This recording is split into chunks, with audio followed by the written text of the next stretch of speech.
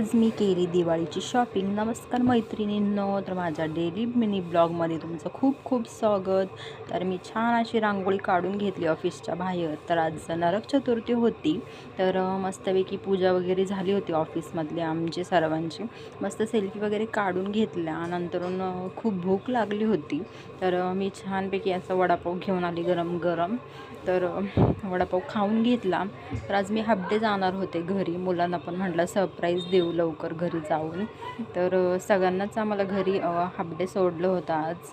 तर मग थोडंसं खाऊन वगैरे घेतलं, मग नंतरून थोडंसं काम केलं आणि संध्याकाळी आम्हाला तुळशीबागेत जायचं होतं खरेदी करायला।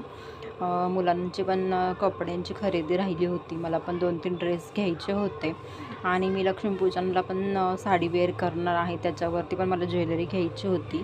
मग घरी गेली, मग घरी गेल्यावरती अशी छान अशी मॅगी वगैरे केली, मुलांना पण दिली, मी पण मॅगी खाल्ली।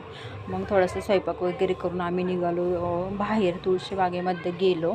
तर तुळशीबागे गेलो, खूपच गर्दी होती, प्रत्येक शॉपमध्ये खूप गर्दी होती आणि मुलींचे तर खूप छान छान ड्रेस आलेले होते। मग मी अशी एक पार्टीवेअर साडी बघितली, लहान मुलींचे तर खूप छान छान ड्रेस होते।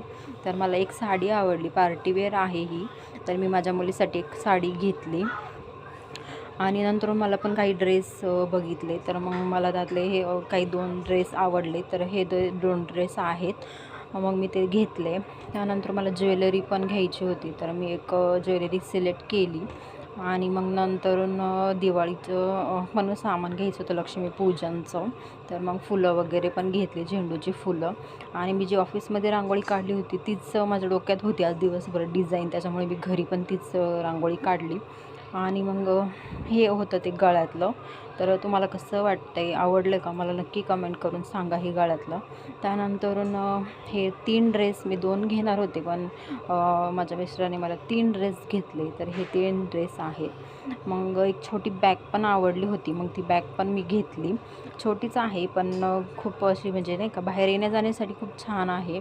तर असा गेला माझा दिवस। बाय बाय मैत्रिणींनो।